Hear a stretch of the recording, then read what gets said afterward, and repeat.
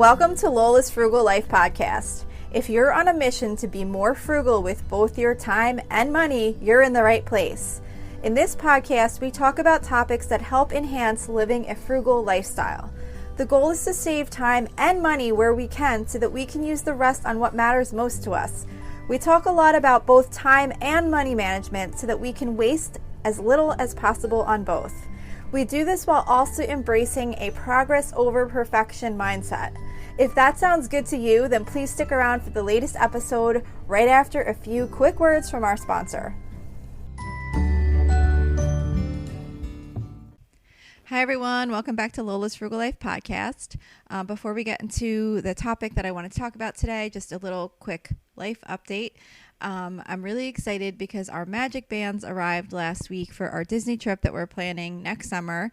So that was really exciting. This is a trip that's been delayed since 2020. We don't normally do two big, expensive type trips back to back. We just did Dollywood and Tennessee this year, and then next year we're going to Disney. But we've been saving up for this trip for a while because like I said, we were planning to do this in 2020 and then it just kept getting delayed. And we really want to do one more final full family Disney trip before my kids are all totally out on their own because they're all grown now, my youngest being 18. So we're really, really excited. We really love it there. It's something that we've been wanting to do, and I'm really excited that our Magic Bands came. Those are these little wristbands that you wear that you can use to get into the park and to pay for things and stuff like that. And what we did is they're going to be a Christmas gift for everyone, just to use some of our Christmas budget towards that. So everyone picked out a Magic Band, and it's kind of part of their Christmas budget. So I put them aside, and we'll kind of get them for Christmas this year, and then we're going in the spring to Disney. But anyway, I did want to share one tip, frugal living type tip related to Disney. So this is a very common tip, I know, but some of you may not know. So our plan to pay for most of the trip, the part that gets paid to Disney, for the room and the tickets and all that, is to pay for it with Disney gift cards purchased with my Target debit card. So you get 5% off. So basically you can buy the gift cards in increments up to $500. So you don't have to pay a Disney trip with a gazillion $25 gift cards. You can buy them in increments of 500. So I figure as I save up or whatever, not as I save, we kind of already saved for this trip because it's been a while ago, but whatever. If you were saving up for a trip, you could buy a $500 gift card every time you saved up 500, and then you get 5% back if you use your Target gift card. I also found out that BJ sells the $500 Disney gift cards at a 5% discount too, so that's another option. So even though I already have the money saved for this trip, every once in a while what I'm going to do is just go buy a $500 Target gift card and then make a payment on our balance that's due to Disney, that's due by next year. So, 5% off doesn't sound that much in comparison to the grand total cost of a Disney trip, but it's still several $100s, which can be used for something else. So I think it's still worth the effort. So I just wanted to share that too. And then as far as my loving lately, it is still our new little pink pool. I love this little pool that we got. I talked a little bit about it last week. It's just a little pink Intex pool, and you would think it would be way too small to enjoy, but I love it. Me and my husband have been using it all the time. We just go out there and sit. It's a nice, it's deep enough to just kind of sit and relax in the water. I actually got these two little pool floats to use in it. It's hard to describe. They're kind of it's a thin little blow up area around the outside, and then it's kind of a net seat that you kind of sit in, so it doesn't take up a lot of space, but you could just kind of float in it and just kind of sit and relax in the water. And I really, really love this pool. We got a little pink step stool for it, and we got a little pink solar thermometer for it, so we're really enjoying it. And it's much more it's getting much more use, and it's much more fun than we actually thought it would be. So we are really, really loving that. And it was totally worth the $200 or whatever it cost. I think it was a little over $200 with the filter. Okay, so reading really quick. What I'm currently listening to is The Girls in the Stilt House. It has a Goodreads rating of 4.8 one.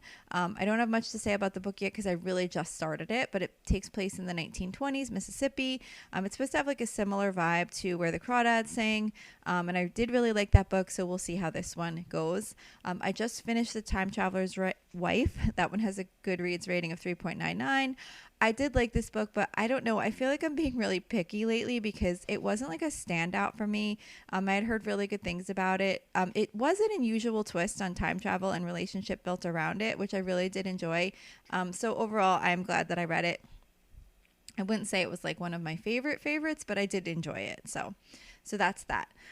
My favorite meal this week was bow ties with sausage, tomatoes, and cream.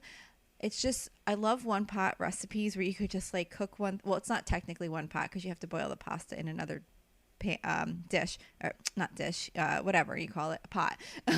But you just basically cook the sausage in a frying pan, and then you add the tomatoes and you add the cream, and then you cook the pasta on the side and you dump that in. And I love meals that are just kind of just like all in one thing and minimal work. So that was my favorite meal for this week. So I came across an article on Pinterest identifying 12 vegetables you should be growing in buckets. So the article got my attention because I really love container gardening, and I thought it'd be a good topic to bring up on the podcast. I really love container gardening because the soil where I live is really sandy. I've tried to grow a garden in the ground years ago, and I had a really hard time with it because I had to water it constantly, and the water would just get sucked up by the sand. And when you overwater like that, it washes away all the nutrients. So I just really struggled, and the plants just didn't do that great. I had a really, really hard time. So then I started looking into container gardening, and there's a lot of benefits to container gardening. It's great for small gardens or for patios, balconies. It lets you grow plants even if you have limited outdoor areas, because you only really need an area that your container can fit in and can get some sun if it's a plant that needs sun. Obviously most plants need some sun, but some need more than others. So like if you need a sunny spot, maybe you need that. If not, if it's a shade plant, you're good with that too. And you can grow so many different plants in containers, from flowers to vegetables to herbs. It really lets you kind of have a lot of different opportunities to try and grow different things. And containers really give you more control over the growing conditions because you can put the soil in that you want. You can add fertilizer easily. You can water them as you want. Sunlight exposure, if you need to move it into better sun or move it into a shadier spot if it's getting too much sun, you can move it around even after it's planted.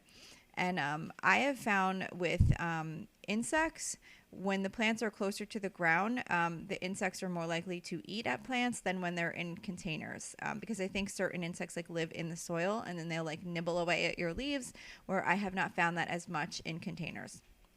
So those are just some of the benefits of container gardening. I do reuse the potting mix each year. I've heard of some people that replace it in full every year. I haven't found that to be necessary for me.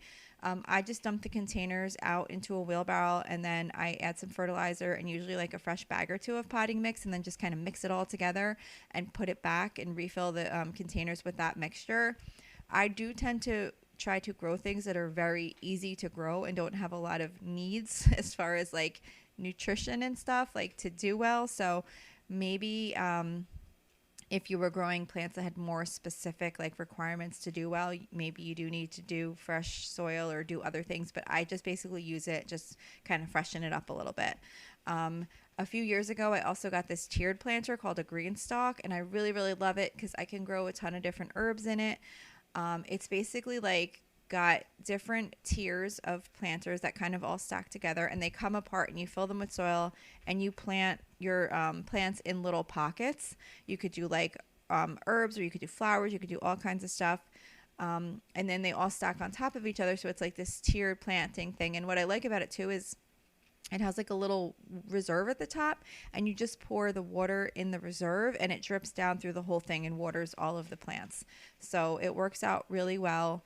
I did last year try to do herbs and impatiens. I thought it'd be really cute to have the herbs and then have a couple of impatiens kind of scattered throughout.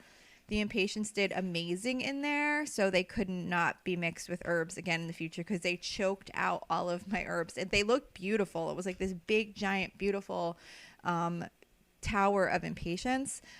But they did not do well with the herbs because they just overtook the whole thing and choked out all of my herbs. So this year I just did herbs. And it's funny because actually a couple of impatiens actually grew back. The seeds must have been dropped into the soil from last year, and I did get like a couple of little impatiens that actually popped out, which was cute because it was like just a couple and they didn't overtake it, and plus they grew so slow because they grew from seed rather than me planting them in there, so they're still very small, so I don't think it's going to be an issue, and there's only like 2 or 3 of them. But anyway, I do really love that. And what I love about it too is that we have guinea pigs and they eat like herbs and vegetables for part of their food every day. So it's really cool because I get to go out there and just like pick off of that throughout the summer. And I get basically, well, it wasn't free because I did have to buy the plants initially, but I have this like supply of food that I don't have to keep buying them vegetables every week. And we also started growing vegetables in grow bags this year, which was really great and convenient too. They're pretty inexpensive, and they're great for vegetable gardens where you might want flexibility in where your plants are located. It's just like a container, but it's more like a fabric. It's almost sort of like the fabric of like the reusable grocery bags, or not the plasticky ones, but the other ones that are more like a fabric, and they're designed so that the water drains through. You can get them on Amazon or lots of places. They're pretty inexpensive, and they are really great because you can move them around. You just fill them with soil. Ours have handles on them, so you can easily like relocate them if you need to. And we did lots of vegetables in there too. We did like beets, which I never had beets before. I know that probably sounds crazy to some people, but we grew our own beets and we roasted them and they were so delicious. Oh my gosh, I'm totally doing that again. We also grew Swiss chard, which I didn't actually eat myself. I know you can probably put it in a salad or whatever, but we gave it to our guinea pigs because they really love it. So we didn't grow that much of it, so we've been giving that to our guinea pigs. We did kale. We're doing green beans now. Like there's so much you could do. And on my deck, I forgot to mention as part of the containers that I do cherry tomatoes, and they do so amazing, at least for me. I know everything's different for different people depending on where you live, but for me, the cherry tomatoes do excellent on my patio in the container. And like I said, I just use the mix of like the old potting mix with some other stuff added, and I'll put like some tomato fertilizer in that. So before I get into the Pinterest article, though, I do want to read to you the 12 vegetables that they shared on the Pinterest article. But before I get into that, I just want to share some plants that I've grown in containers that I've been very successful with, because if I'm successful with them, they're probably pretty easy to grow because I'm not the best at gardening and growing things. Just because I have trouble like really learning. I don't know. I just don't get it. Like when they tell you to do like certain things, I struggle with figuring out how to really like, get certain plants to grow. If they have like a lot of specific requirements. So some things that I've done is zinnias from seed. The shorter varieties look nicer in containers unless it's like a really large container. So the shorter ones are great. Nasturtium from seed, hostas. I have a hosta that's in a container. I don't even remember how or why we put it in a container, but it does amazing. It's been there for so many years. It's big. It blooms nice. It's great. I already talked about the cherry tomatoes.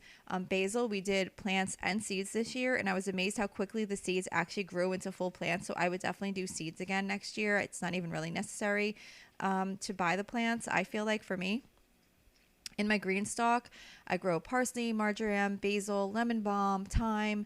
I'm also growing something called rue, like R-U-E. I'm assuming that's how you say it. It looks really pretty, and it was sold with the herbs at the plant store. But when I looked it up, it looks like it can't be eaten, and it's questionable for medicinal purposes. So I'm just going to let it show off its looks. It's really pretty, and that was why I bought it anyway. Mint does really great in containers alone in a container.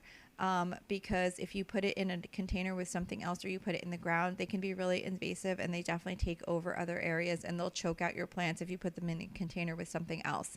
So that's why it's actually really good to grow mint in a container on its own, because then it kind of contains it.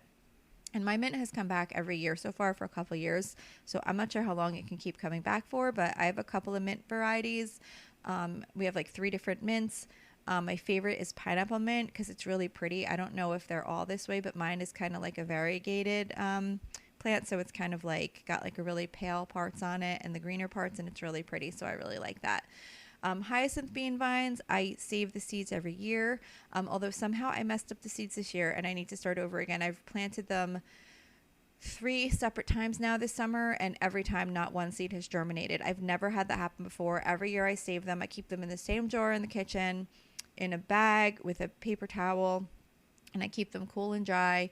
But for whatever reason, I don't know, I must have done something that damaged the seeds, because I planted 3 different rounds of them and not one bloomed. So next year I'm gonna have to buy fresh seeds, and then from there I will try and start again, because I really love hyacinth bean vines. They grow into a really tall vine really quickly, and they bloom these really pretty flowers.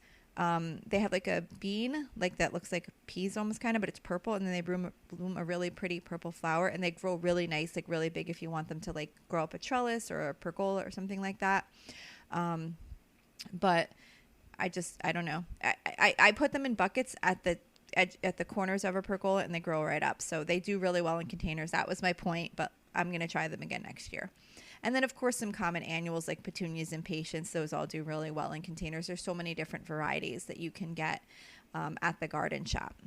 So those are kind of like the things that I grow in containers. So then I want to share with you the vegetables that this article says you should be growing in buckets. Okay, so the 12 vegetables that this article says you should be growing in buckets. The first one is tomatoes. So I already talked about tomatoes. I actually struggle with regular tomatoes, like slicing tomatoes.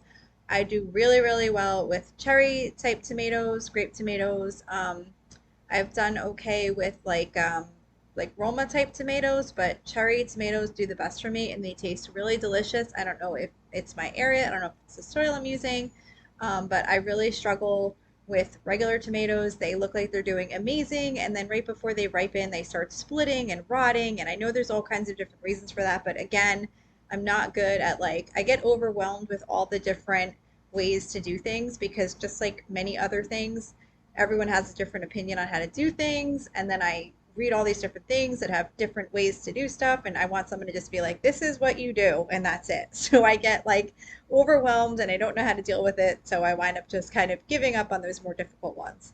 But obviously many people do really, really well with all kinds of tomatoes in containers. Peppers. I I have not had a lot of experience with peppers. I did grow them once a really long time ago, and it did okay. This year we did a green pepper plant in a container, and it didn't do that great. I don't know if it's the weather. Like our summer here in New Jersey has been extremely hot the whole season, more than it normally is. I feel like it's been in the 90s the whole summer, and I'm sure a lot of you are experiencing the same thing. So I know certain plants, even though they might like a lot of sun, they don't love the heat. So I don't know if the peppers are struggling because of the heat. I'm not really sure. But I struggled a little bit with the peppers. They're kind of small, and I don't know. They don't look like they're going to be barely anything yet. We just have two small peppers. Cucumbers. Okay, so this whole list so far I feel like are things I've struggled with. But cucumbers, I know you can definitely do well with in containers, but I struggle with cucumbers because they always get some kind of disease. Again, it might be in my area. I know where I live, I'm always prone to getting powdery mildew on certain types of vegetables that are prone to that. Cucumbers being one of them, zucchini is another one of them. But I don't know. I might have to, maybe cucumbers are supposed to be easy, so I might have to do a little bit more research to see what I can do um, to do better with those, because I would really like to get some cucumbers, but they seem to start out really great for us, and then once they start flowering and start growing some cucumbers, they wind up turning yellow and white and then just start dying off. So that's where we're at right now with our current cucumbers. So we'll see what becomes of them, but that's definitely one you could try. Eggplant. So I didn't do full-size eggplant last year. I did, I think they're called Japanese eggplant. I forget. They're not like a regular eggplant. They're like these little mini eggplants, and I actually did really well with those last year, but it's not like regular eggplant. I didn't know that until until they were grown, and then I realized it's totally different. Um, but anyway, those did well. I haven't done regular eggplants in a container. I'll have to try that. That's one of them on here that says should be easy. And it actually says they're heat loving, so that actually probably would have been a good one to try this year. Zucchini, I have never done in a container. I definitely want to try that next year. I've done zucchini in the ground, and I had pretty good luck in the beginning, but then in the end, the plants did wind up getting that powdery mildew but I know there's things you can do to prevent that. So maybe next time I will try to take some more steps to not let that happen. But even in the years when I did plant them in the ground, I got a decent amount of zucchini before the plant got killed by that disease or fungus or whatever the heck it is. Um, but again, that was in the ground. I haven't done them in containers, but they're supposed to be really do really good in the containers. So that might be definitely one I'd like to try. Lettuce is another one. So I have done lettuce in my green stalk garden. I did a couple of heads of romaine lettuce. We didn't do lettuce this year. I did the what is it called? I've said it before. The what we grew. I guess maybe it is considered a lettuce. I'm not sure. Oh my gosh, I can't remember what it's called. The leafy stuff that I said we grew and gave to the guinea pigs. I'm sorry, I literally just can't remember what it's called. But it's like a lettuce. It's like a big leafy vegetable. I haven't done any like regular lettuces yet because they're more like cool weather, and we only had like a limited amount of space we were going to do in the cool weather time. So we may try some lettuces going into the fall. Spinach is supposed to be really easy to grow in a container. I have never grown spinach before, so that definitely might be another one. That is definitely a cool season one, so you don't want to do that in the summer. But maybe you could plant it in like, I don't know, I'm guessing maybe like late August and grow it like September through October. Carrots are supposed to be good to grow in containers. Obviously, the container has to be deep enough for the carrot to grow. I have never been successful with carrots too much. I've gotten like these little tiny carrots. So maybe I will try them again in a container and see if maybe I can get them to do a little bit better because it could have been my soil that maybe wasn't the right whatever it needed to be able to kind of grow that long carrot stem. I only have got like little tiny skinny carrots when I've grown carrots. Radishes are another one that they suggest. I have not had any experience with those, but that might be good. Beets is another one that they suggest, which, like I said earlier, we did do beets this year and we did really well with them. It was our first time growing them and they were super, super easy and they tasted great. So I definitely will be doing beets again. Anything that's easy is what I try to tend to stick to, and then I kind of just don't do the ones that I struggle with. And maybe sometime in the future when I have more time to figure it out, I'll try them again. Green beans, especially bush varieties, because they don't like trail as much. Those are really good for containers. We just started growing some beans in one of our containers that hasn't actually grown the beans yet. It has like the flowers on it, so we'll see how we do with that. Another one is kale. We grew kale from seeds, and that's a cool weather, so you want to do that in the spring or the fall. And the kale did really well, like I said, from seed, and it grew really big. And we were feeding that to our guinea pigs a ton. So that I would definitely do again. That was super, super easy to grow, and especially since it's from seed, it's a little bit less expensive. So I think that was all 12. I hope I saw all of them. I'm kind of looking at the article, and as I'm sure many of you know, sometimes when you're looking at an article on the computer, you get bombarded with ads, but I think I hit all of them that they mentioned. So if you haven't tried, maybe give one of them a try and see how you do. And if you don't do good, then try a different one if it's something that interests you. Because once you find some that you find to be really easy and you're successful with in your area, and with what you have available to grow, it definitely can be really fun and rewarding to grow some vegetables and even the plants, like the regular, the perennials, the, like hostas are perennial. That does really good in a container, which, like I said, I would have never even really planted. I don't even remember how this one got in the container, but it does really well. And then, of course, a lot of the different annuals, especially I love the ones that you can start from seed because it's just so easy. You could just buy seeds. You don't have to go out to a garden center and buy plants. You can just plant the seeds, and some of them grow really quickly. So that's always fun. So I hope you maybe got some ideas if this is something that you're interested in, and you still have time. There's some quick growing things you can try in this time of year. Still, you have time to grow things for July and August, and then definitely if you're going to do any fall type of planting, you can do that. Usually, I think starting towards like mid to late August is a good time. So that's it for today. Thank you so much for listening, and I will see you back here next week. So thank you for checking in for this podcast episode. And don't forget, you can always email me with any questions or suggestions at lolasfrugallife@gmail.com. You can follow me on Instagram and Facebook at Lola's Frugal Life. And you can find a blog post for most of my episodes and definitely all of my meal plan episodes at lolasfrugallife.com. You can also join our private listeners group at facebook.com/groups/lolasfrugallife. And if you enjoy the show, please make sure to subscribe on Apple Podcasts, Spotify, YouTube, or wherever you listen from. And I would love it if you would screenshot the show and tag me on Instagram so I could see you're listening. Also, if you can please take a couple of seconds to rate and review the podcast. Those ratings and reviews are what help the show come up better in search results so that other people can find this podcast. So that will really help me in growing my audience. So that's it for today. Thank you so much for listening, and I hope you have an awesome day.